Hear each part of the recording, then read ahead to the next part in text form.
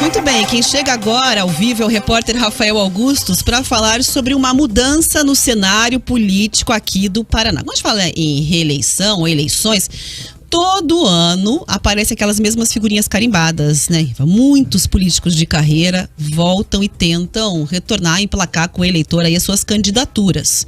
E aqui a gente trouxe a estatística essa semana dos deputados estaduais, 54, só um tinha dito que não queria mais saber de concorrer, que ia deixar essa história pra lá, né?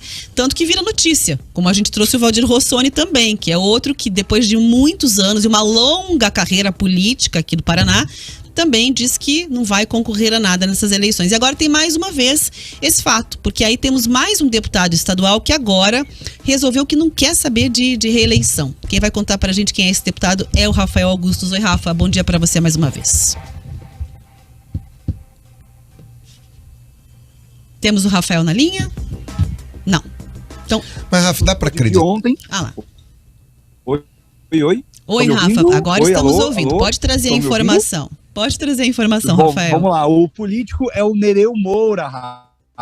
Ele fez o anúncio na tarde de ontem por meio de um comunicado oficial. Aos 63 anos, ele informou que o motivo da sua desistência de concorrer no pleito de outubro é a saúde. A gente lembra, né, que ele assumiu uma cadeira na Assembleia Legislativa pela primeira vez em 1993, depois foi eleito deputado estadual por mais 6 vezes e voltou a ocupar o cargo no final do ano passado, após a cassação dos mandatos dos parlamentares do antigo PSL. Atualmente, Moura, ele é presidente da Comissão de Orçamento e membro das Comissões de Constituição e Justiça e de Saúde. Ele fica no cargo até dezembro para, na sequência, se afastar do cenário político. Na nota oficial que divulgou, Nereu Moura afirma que até pensou em buscar a reeleição para a Assembleia, porém ponderou que é o momento de cuidar da sua saúde. Abre aspas. Adianto que não é por medo ou receio das urnas. Acho que essa eleição seria uma das mais fáceis. Estou parando para cuidar da minha saúde. Como todos sabem, passei por momentos difíceis e ainda preciso continuar me cuidando. Ou fazemos bem feito, ou então deixamos para os outros. Estou muito tranquilo, sereno e convencido da decisão. Fecha aspas. A gente lembra, né, que ele é o segundo deputado estadual a deixar a vida política, não tentar a reeleição em outubro.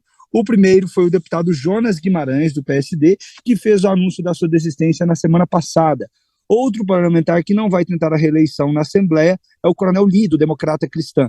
O político, ele vai disputar uma vaga na Câmara Federal. A confirmação do seu nome como candidato a deputado federal ocorreu no fim de semana, durante a convenção estadual do partido. E aí, será que a gente vai ter mais desistências nessa eleição? O que vocês acham? Rafa, essa é uma dúvida que fica, porque inclusive a gente subiu uma enquete lá no nosso YouTube, e obrigada ao Rafael Augustus, perguntando para você, ouvinte, a reeleição deveria existir no Brasil? Vira notícia quando um político de 6 mandatos, a gente viu aqui, em alguns casos até mais, no caso do deputado estadual, né, ainda outros cargos e tudo mais, diz assim, eu não vou. E a gente observa uma coincidência, em geral é motivo de saúde, né, Riva? Em geral é porque, não é assim, desistir. A política no Brasil, em muitos casos, ela é encarada como profissão, tem até uns adesivos, você deve ter visto o motoboy com esse adesivo, né? Que a política não deveria ser profissão, o vereador não deveria ter salário, o deputado não deveria ter salário, né? Deveria ser um trabalho voluntário ou uma remuneração talvez por produtividade. Existe esse questionamento na sociedade, em alguns segmentos de maneira mais forte. E a reeleição foi tema de um amplo debate, que dizia, o projeto é bom, ele deve continuar, mas a alternância de poder, será que não garante também alguns vícios na gestão, né, pública, de administração e tudo mais? Você vai querer fazer o seu mandato melhor, já que você sabe que você vai ter que fazer um sucessor diferente, enfim.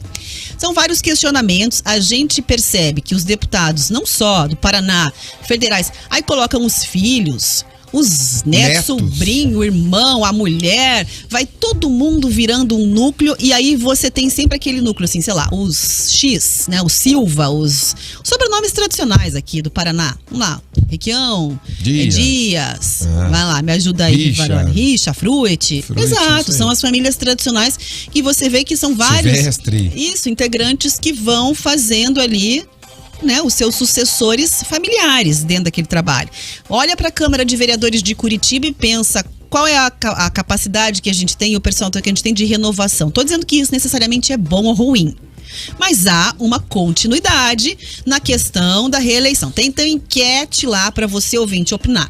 Reeleição deveria existir no Brasil, sim ou não, Rivaroli? Eu sou a favor de um mandato maior para o executivo. Eu não sou a favor de reeleição, eu sou a favor de um mandato de 5 ou 6 anos. E explico por quê. Quando uma pessoa é eleita e ela assume... Tipo o governador do Paraná, ficaria isso? 6 anos. Não pode mais ser. Se ele quiser, ele espera 6 anos, volta daqui depois. E se o governo for horrível, Riva? Deve ter que esperar 6 anos para trocar? Mas a gente já espera 4. Entendi. Já espera 4 e é ruim, e às vezes, sendo ruim, reelege. Entende? Ou 5 anos, de repente, mandato. Por quê? Primeiro ano, Rafa, quando ele entra, não foi ele que determinou nada. Veio do governo anterior. Do dinheiro, como vai ser gasto, tudo. Orçamento e tudo mais. Ele já pega, tá determinado, o gestor, o governante, no caso. Alguns declaram aquela moratória temporária de 3 meses pra ver onde vai o dinheiro, aquela coisa toda. Beleza, o segundo ano é dele. Beleza? Então o primeiro não paga a conta dos outros. O segundo ele paga. No terceiro ano já vem uma eleição, certo? Certo, municipal. Municipal, ali, do segundo pro terceiro ano. Tem um momento que ele tem que parar também, que ele não pode sair dando dinheiro por aí, um governador, por exemplo. No último ano, ele tá pensando na eleição. Ele governa só o terceiro ano. O segundo e parte do terceiro. De 4 anos, 1 ano e meio. Que ele governa de verdade. Que não fica amarrado por compromissos anteriores, de gestões governamentais anteriores para fazer. Sim. E para presidente, você acha que também tinha que ser esse período? Também acho. Prefeito tinha que ser eleição também? Única. Eu sou a favor de uma eleição única no Brasil. Não sou a favor de 2 períodos eleitorais. Eleição única e esse tempo. Numa tacada só, todo mundo? Numa tacada só, a gente elege todo mundo de fio a pavio. Vai, voto vereador, voto prefeito, deputado Dá estadual, 10 federal. Votos lá, se for preciso. Fica lá na urna e resolveu. Acabou. Tchau, daqui 6 anos eu volto. Nem que a gente faça essa eleição em 2 dias, sábado e domingo. Faça um fim de semana de votação, que normalmente fora do Brasil, normalmente é assim, é um fim de semana de votações. Até porque a apuração leva, dependendo do lugar, paciência. Então, eu sou super a favor disso. Super a favor, isso já teve projeto correndo, tentando, já teve projeto de até 6 anos, como é no Chile, se não me falha a memória. Virar é difícil, porque pra virar quem tem que decidir isso é a classe política. Eles mesmos, né? Aí daí você acha que eles querem ficar que você tem uma 6 economia, anos esperando? Não, Rafa, e tem uma economia que gira em torno das eleições. Ou fundão eleitoral aí. Que pra eles vale muito a pena, né? Então eles querem mesmo 2 períodos eleitorais, de repente você tem uma virada no Congresso no meio. Por exemplo, nós temos lá as eleições de meio de mandato nos Estados Unidos. Que é a eleição para o Congresso. Podia fazer isso então. Do legislativo é nesse período, dos executivos é nesse. Aí você dá uma virada no jogo.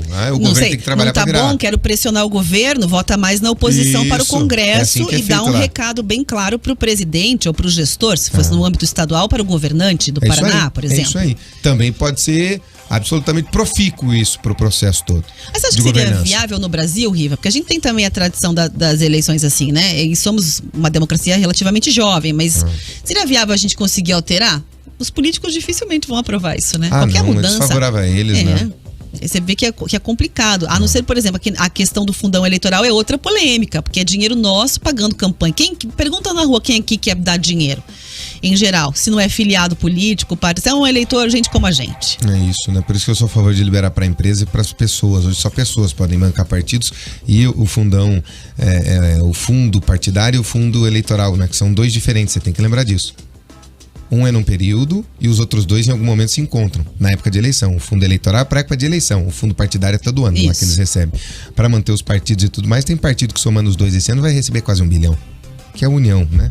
O Brasil, no caso que nós estamos falando aqui. Então, há soluções, há possibilidades. Essas possibilidades podiam ser discutidas em plebiscitos. E aí, por exemplo, a gente alterando essas eleições, como você defendeu aqui, né? De 6 anos. De 5 ou 6 anos. 5, 6 anos. Aí, por exemplo, o presidente que estivesse na gestão, ele teria que fazer um governo incrível, porque ele ia querer um sucessor, obviamente. Óbvio. E aí ia ter um recado popular muito forte se não quisesse. Daí teria que sempre fazer uma renovação da figura que viria depois dele. Depois dele. Então faz de 5 anos. Pronto, que já foi um período que é mais sugerido para acabar com a reeleição é de 5 anos. Faça isso. Mas de alguma forma que não engesse tanto tempo, porque mais de metade do mandato fica engessado hoje. Você trabalha 1 ano e meio. Acho que a gente teria resultados melhores, digo assim, em retorno como cidadãos, assim, dos governantes com esse mandato maior aí? Tem alguma possibilidade de você fazer um recall de governo no meio, sabe? como acontece, por exemplo, com o primeiro-ministro, não tem apoio do Congresso, Dançou. dissocia e começa de novo, vai para uma nova nota. Deixar essa possibilidade de uma convocação de uma nova eleição. Ele deixa o cargo, aquele executivo, e convoca uma nova eleição geral. Isso podia ser feito também.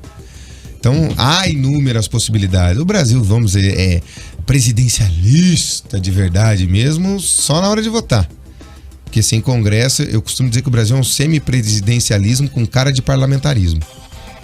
Porque sem o parlamento você não governa no Brasil.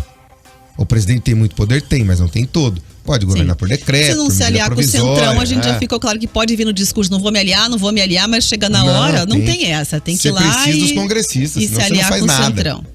Então, eu sempre falo que é um semipresidencialismo aqui no Brasil. Alguns já pediram para pegar, por exemplo, o parlamentarismo presidencial francês, que você tem o presidente, né? Que ele manda um pouco, o parlamento manda um pouco. Então, a gente fez o plebiscito aqui, aí o que ganhou sempre foi o presidencialismo. Mas a gente vê que tinha até a monarquia defensor voltar, né? Tem até de monarquia, querem o rei do Brasil. Aí, o imperador, né? É o imperador do Brasil. Mas vou te dizer que a época que o Brasil mais avançou em todos os quesitos sociais foi com Dom Pedro II. Olha que loucura. Eu não estou defendendo aqui a monarquia. Para mim é um governo ultrapassado, de todas as formas. Mas a gente só está registrando que número, tem. Se você procurar, você vai achar gente defendendo a monarquia em 2022. Não, tem movimentos monarquistas por aí todos, tá? Mas... Então, as pessoas podem defender de tudo. Eu não acredito mais que a gente tenha que voltar a decidir se é parlamentarismo, presidencialismo. O povo já decidiu, fez o melhor o sistema do presidencialismo. Melhor que temos. Isso. Melhor que temos e chama o pessoal pro plebiscito. Vamos fazer um bolo. Queremos fazer o bolo assim, vocês concordam? Beleza, concordamos, agora vamos pro referendo. O que nós fizemos do bolo é sim ou não? Sim, e bota para rodar. Talvez seja a forma que o povo tem de participar diretamente. A nossa democracia ela é representativa. A gente escolhe os nossos representantes e dá uma procuração em branco para eles votarem em nosso nome. Duro é representar a vontade popular depois, isso, né? O referendo e o plebiscito, aí a eleição é direto. É você decidindo o que você quer. Um na forma de fazer o bolo e o outro se é um bolo de chocolate. É o bolo de chocolate que queremos, sim ou não, que é o plebiscito. Né? É o referendo, perdão, e o plebiscito vamos fazer um bolo assim. Vamos pôr esse ingrediente, beleza? Vamos fazer? Aí a gente vai ajudando a pôr o ingrediente. Então são essas duas formas de participação direta da população. 11 horas.